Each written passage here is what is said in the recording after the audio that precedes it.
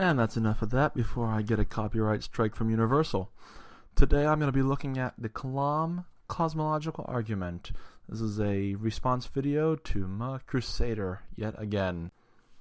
I wasn't going to bother because he's not doing anything new or interesting with the video, but he's been spamming all over my channel, so I thought, hey, might as well debunk him. This one's just another quickie, don't expect too much out of this. Hey guys, I'm back. It's been quite a while. I'm going to be doing a video series on arguments for the existence of God. So I thought I would go with the easiest one, which is the Kalam Cosmological argument. Oh goody, we get to see a bunch of your weak attempts to prove God. How great for us. Nothing like going back over old arguments over and over and over again. Part of why the Kalam is so quote-unquote easy is that it doesn't actually prove anything. It doesn't prove any specific God or anything like that. It just makes two easy observations and says, here, God did it. Woohoo. Okay, so the Kalam cosmological argument goes as, whatever begins to exist has a cause. The universe began to exist. Therefore, the universe has a cause. Oh wait, that's right, I forgot. The actual argument itself doesn't even say God did it. It just says that there's a cause. Woohoo. That means everything beyond that isn't part of the actual argument. The argument says whatever begins to exist has a cause, the universe begins to exist, therefore there's a cause. That's all it says. That means in order to use this argument to prove a God, you need to tap dance around the ending, because it doesn't have a full conclusion that has anything to do with a God. It just says there's a cause. We don't know the cause. You can't make up the cause and be honest, so I guess it doesn't matter. Before we get too far into this, I should point out that there's a double meaning to the word universe that happens a lot in this argument. There's the universe as we know it, the universe that began with the Big Bang. Then there's also the universe as in existence in general. And you'll have that bounced back and forth quite a few times. It's very subtle, so see how many times you can spot it. If we're on the standard definition of universe, then there's no problem with the Kalam. The cause of the universe was the Big Bang. It's what created the universe. But that's not generally what they're talking about. They're generally talking about existence. But when you hear them talk about it, it can go back and forth, and it's hard to pin down what they're actually after. Originally, it was the universe, and then we learned about the Big Bang, and then it was the universe as in existence in general. So the God of the gaps got pushed back one more gap. And this cause would have to be a spiritual being, because it would have to be outside the universe's natural time, space, and matter. Why?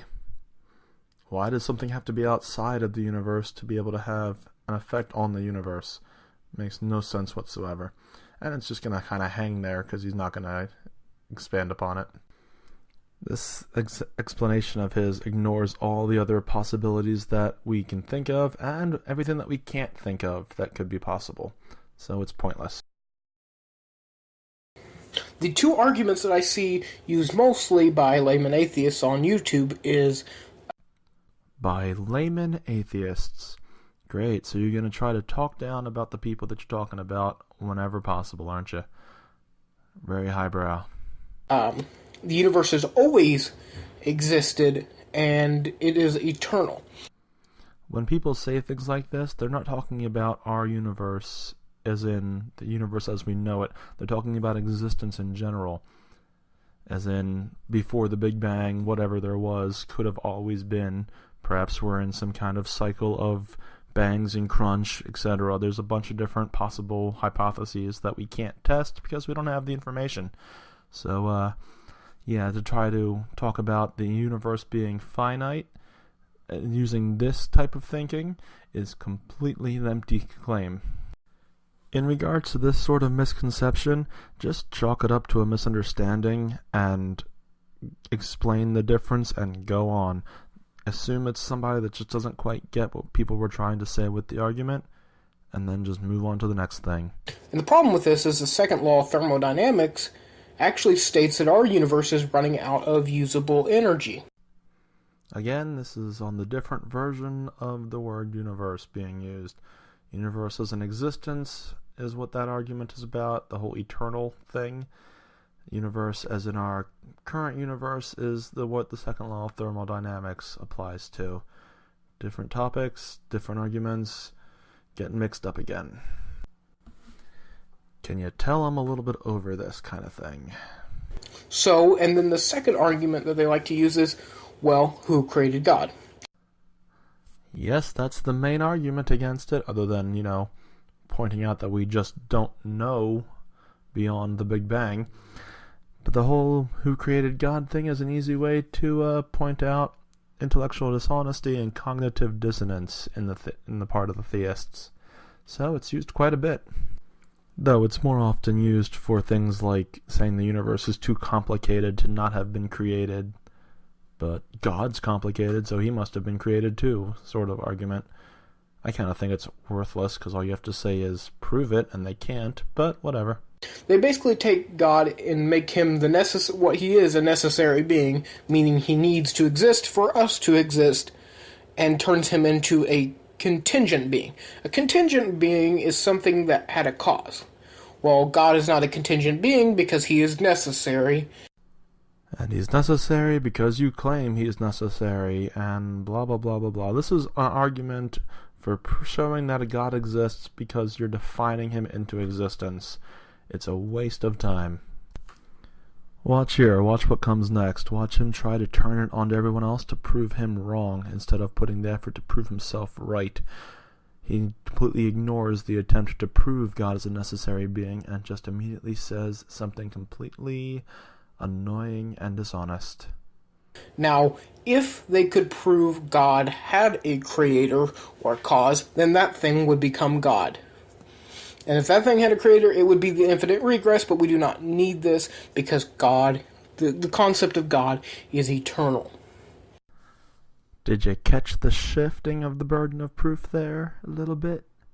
It's kind of pointless still, but hey, there it was. Drives me crazy. And that's pretty well it. Now, there'll probably be some response videos basically saying why the universe was created. And just know this, that it's actually held in the majority of science's view that the universe had a one-time finite beginning. That's right. The universe as we know it was created in the Big Bang. We know when, we know a little bit of how. There is no why to think of because why implies intent, and we cannot see any intent in the creation of the universe. So there you go. Again, this goes back to the whole our universe as we know it versus universe in general as existence. And existence could be eternal. Our universe as we know it, not eternal. But there we go. I feel very confident in this argument. It's pretty sound. The Kalam actually is a very solid, standard, logical argument. It just doesn't say what you want it to say, or what you believe it says. It says the universe has a cause. It makes no distinction on what that cause is. The universe's cause was the Big Bang. We don't know what caused the Big Bang. To assert that it was God is an argument from ignorance. It's a God of the gaps argument. It's completely pointless and worthless. Let's see him try to justify it. Now, we can argue on what this God is, but I'm going to guess he is a monotheistic God. Because to answer this equation, you could put God or the polytheistic multiple gods. Or, since we're just guessing, you could put any number of natural possibilities or causes, or you could come up with any specific thing that you feel like putting in, because we don't know. So anything goes. You can assert whatever you want. I think it was a blue shark-shaped pixie that farted the universe into existence. No, wait. No, it was the giant spaghetti monster. No, wait. It was the Big Bang. No, wait. It was a white hole. We were created from another universe. What created that universe? I don't know. Maybe that one was a different pixie. Who cares? You're just pissing into the wind here. It doesn't matter what you assert without evidence or valid argument. It's going to be ignored and dismissed. The Kalam says there was a cause. We know there was a cause. It was the Big Bang. So let's go one step further that you want to. What caused the Big Bang? It must have had a cause. We don't know. It must have had a cause. We don't know what the cause was. It could have been another universe. It could have been anything for all we know. To say it was God is nothing but dishonest.